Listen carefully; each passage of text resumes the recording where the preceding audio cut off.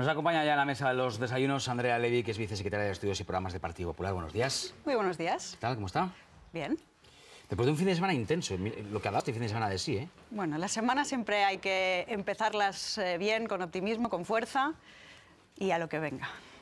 Pues hoy lo que viene, de hecho desde las 9 de la mañana, ya está declarando Marta Rovira, luego lo hará Marta Pascal. Hoy estamos, pues eso, todos pendientes de las declaraciones ante el juez Pablo Llarena del Supremo.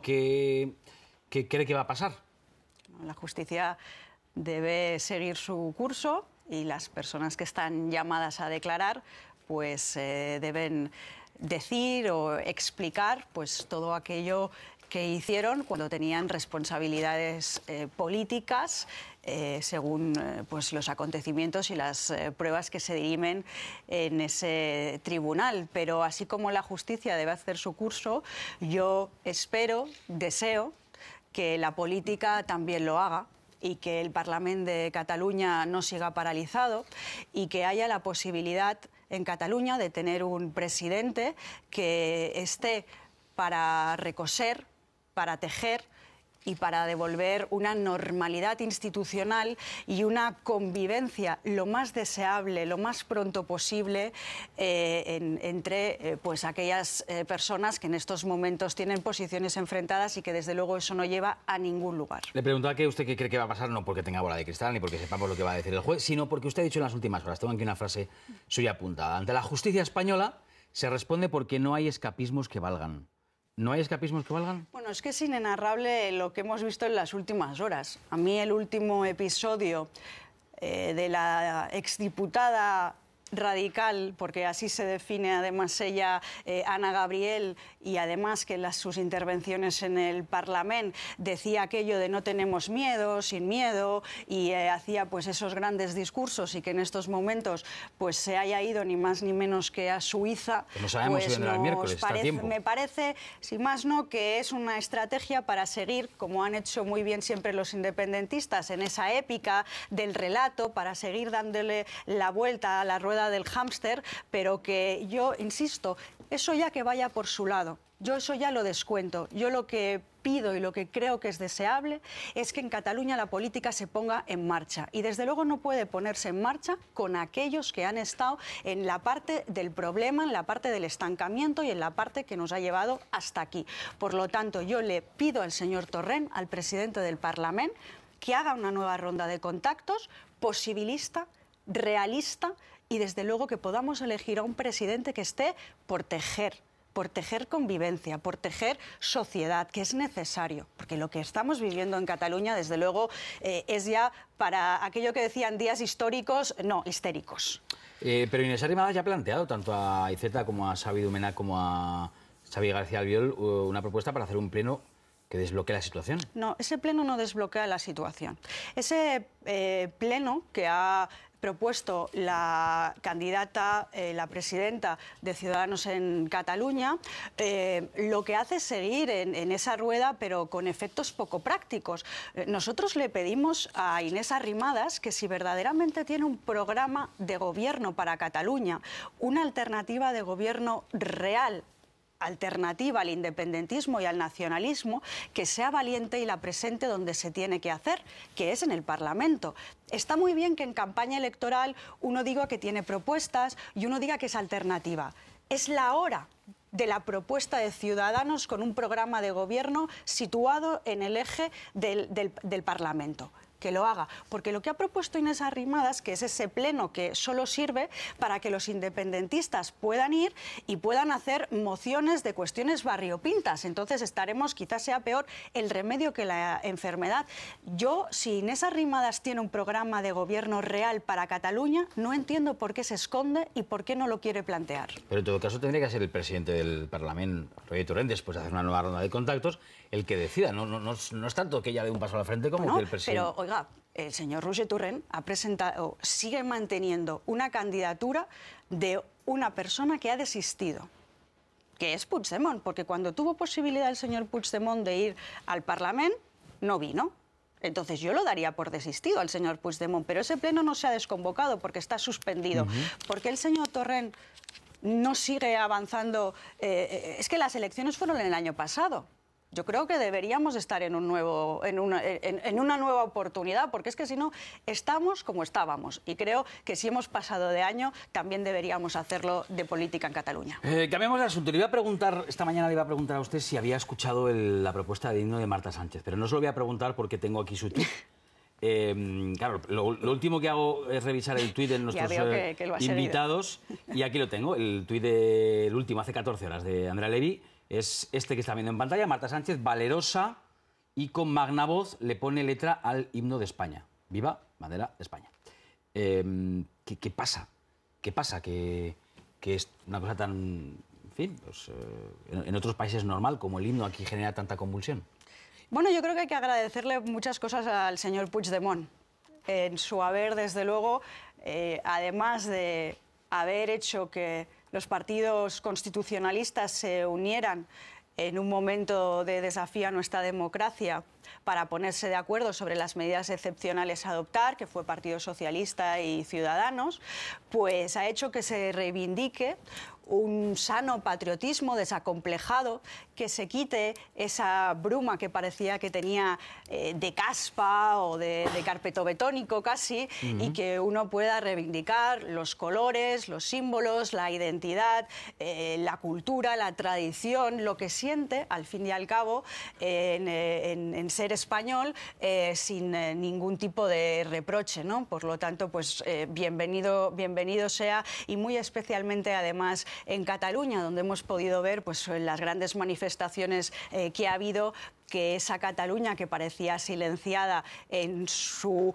normalidad a la hora de tener identidades complejas y sentimientos diversos, catalán y español a la vez, sin ningún tipo de problema, pues que pueda manifestarse y que pueda visibilizarse. Pero antes lo colocaba yo también lo situaba en la tertulia con nuestros analistas junto, ¿no? Y me decía antes Enrique, bueno, yo no mezclaría las dos cosas. Bueno, puede ser, pero en el tiempo va junto. En mitad del debate sobre la lengua vehicular las lenguas vehiculares en la enseñanza en Cataluña, aparece esta reacción, ¿no?, de Marta Sánchez. Y yo le quiero preguntar por esa propuesta que ha hecho el Gobierno de que al menos un 25% de asignaturas sean en castellano, en español, en la escuela catalana.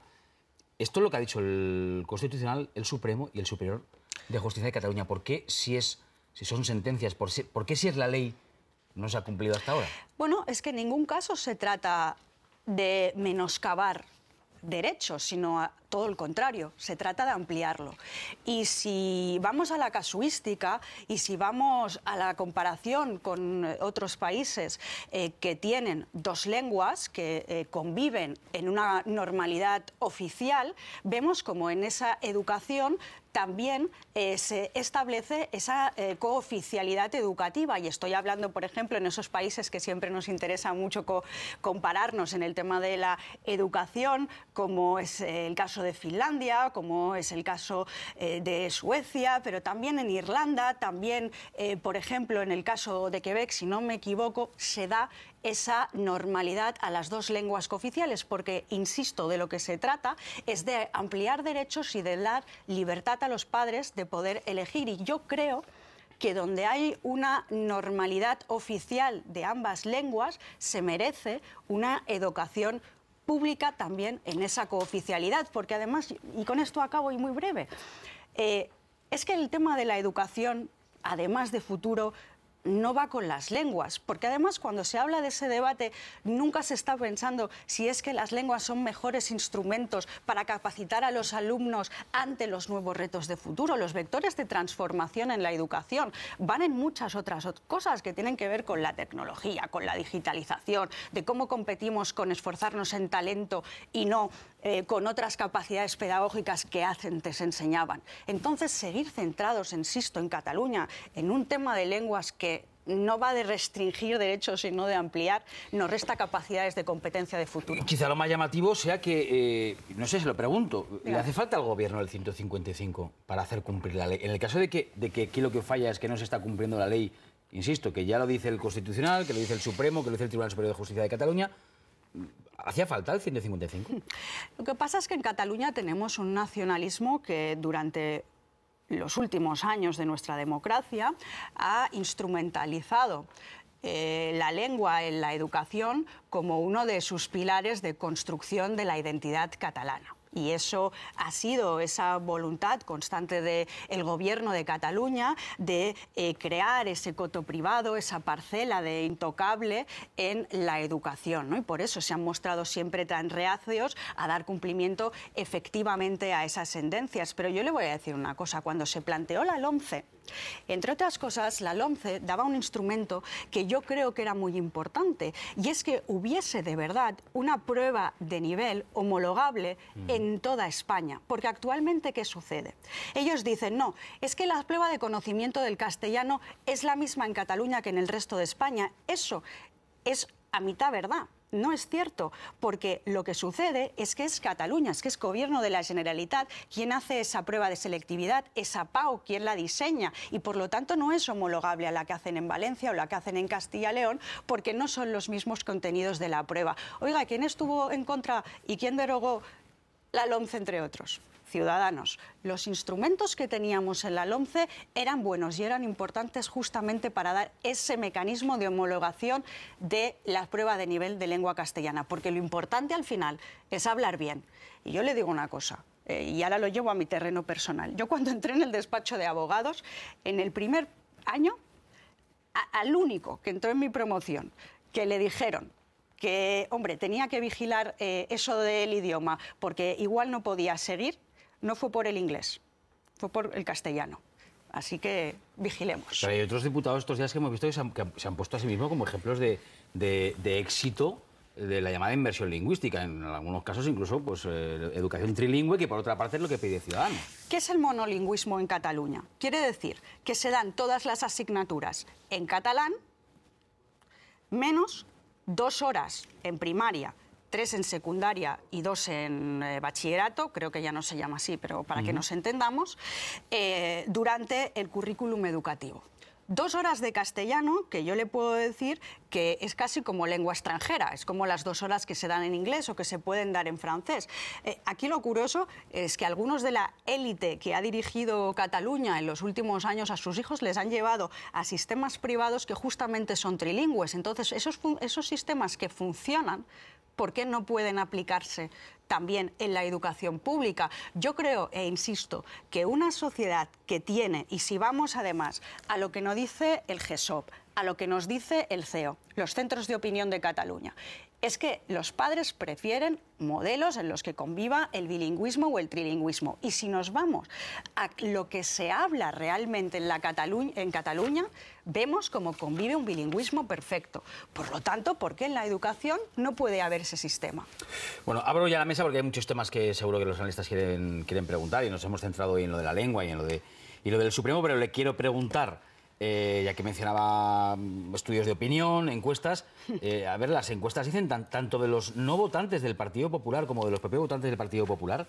Tengo por aquí el dato, el 62% de los votantes del partido y 85% de los españoles cree que el presidente Rajoy debe dar un paso atrás, debe abrir el debate sobre las sucesiones. Está abierto dentro del Partido Popular. A mí me parece que en todas esas encuestas que se hacen, y desde luego porque son de actualidad mediática y a lo mejor de interés de la ciudadanía, el árbol de Ciudadanos no deja ver el bosque del Gobierno y de la acción de Gobierno y de lo que se está haciendo. Y yo creo que cuando el presidente del Gobierno pueda rendir cuentas y pueda explicar la ingente labor que se está haciendo desde el Gobierno, algunos que a lo mejor están más cómodos con Podemos y con el PSOE haciendo oposición verán que no son verdaderos partidos responsables de gobierno porque no han dado ningún tipo de estabilidad a esta legislatura. ¿Si alguno suyo va por Ciudadanos?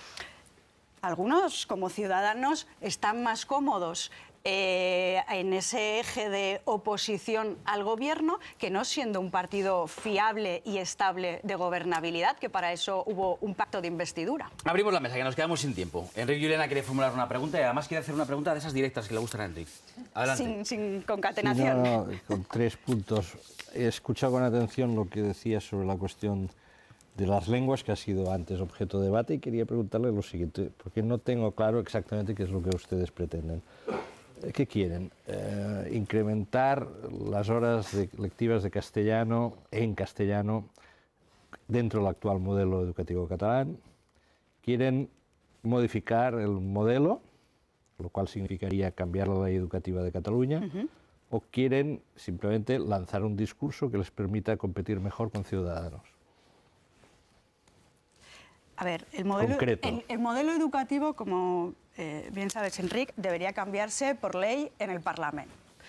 Nosotros lo que pedimos, ni más ni menos, es que se hagan efectivas las sentencias. Y eso quiere decir, entre otras cosas, que si los padres quieren que la lengua vehicular de la enseñanza de sus hijos pueda ser en castellano, lo sea. Y eso no es un tema de competencias, porque a mí no me va de un escaño más o un escaño menos el darle libertad a los padres. Creo que es un eje bastante fundamental en la educación de sus hijos.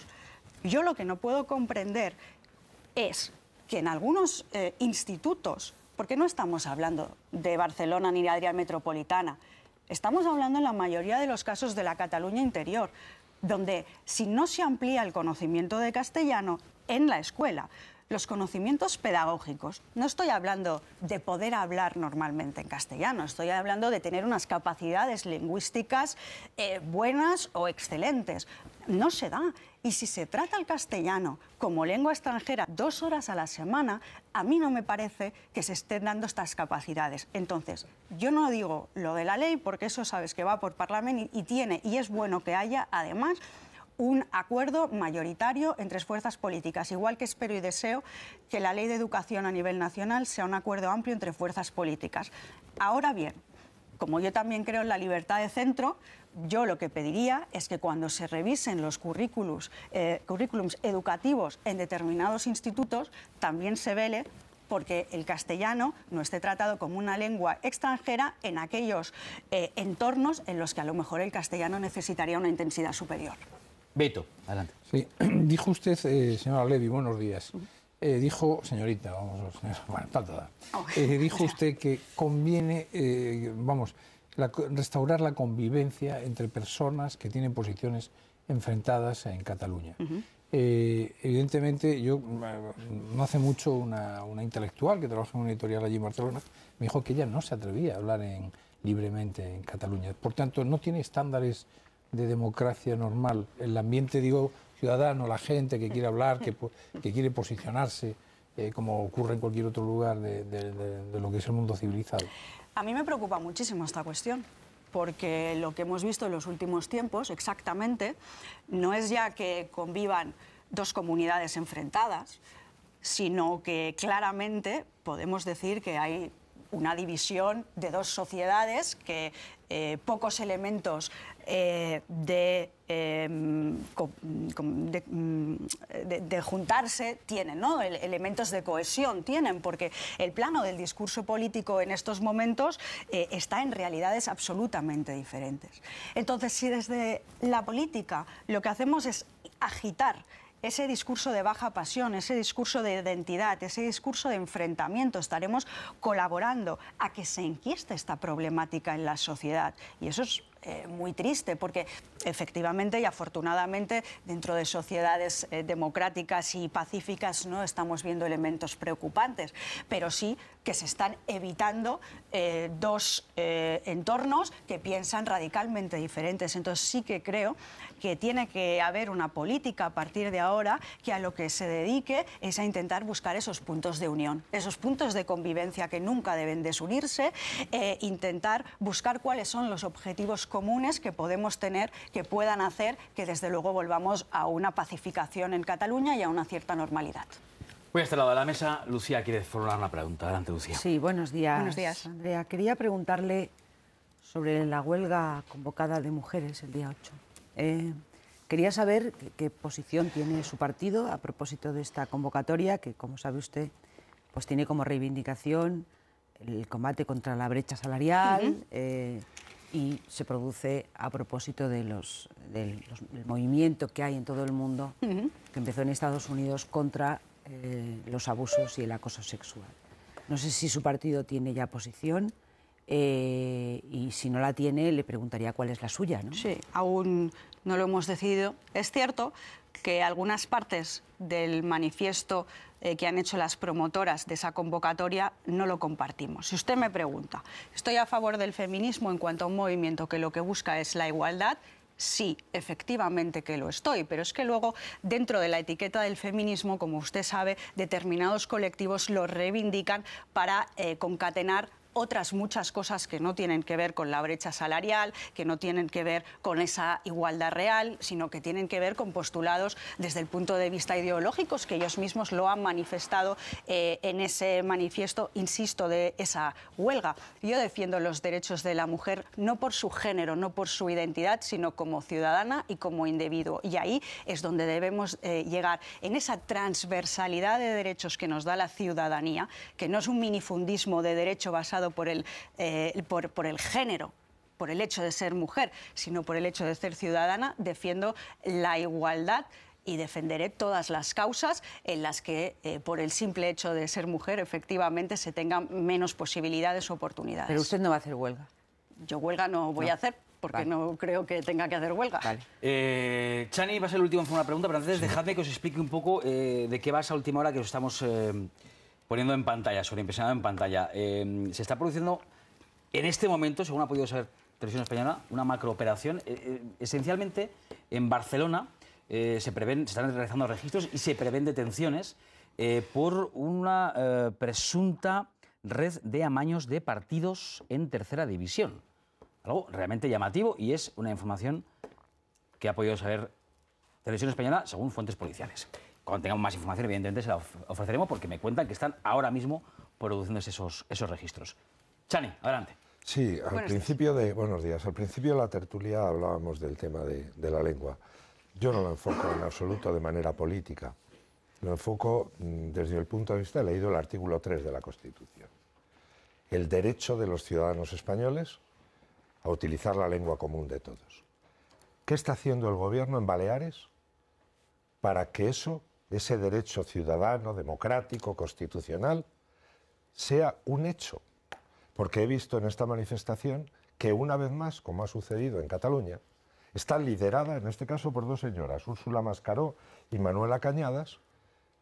¿Va el gobierno de España a hacer algo en estos momentos delante del Constitucional para restablecer el derecho en la sanidad catalana, en la sanidad balear en este caso? Sí, y en esa manifestación... ¿O vamos a seguir teniendo que actuar los ciudadanos por nuestra cuenta? En esa manifestación y en el día de ayer, además, también participó mis compañeros del Partido Popular en Baleares, a su cabeza el presidente Biel Companys, y yo estoy absolutamente convencida de que si ese decreto de la sanidad, en la que como requisito indispensable parece ser que se prefiere un tema de idioma en lugar de competencias médicas, será... Bueno, ya hoy había una lista que han sido suspendidos una gran cantidad de médicos por el tema del catalán. Mire, no es mañana, va a actuar ya el gobierno. Lo que está fuera del sentido común, yo creo que también está dentro de nuestra legalidad, y por lo tanto me parece que si el gobierno de España, yo no le puedo adelantar porque tengo que ver exactamente este asunto en concreto,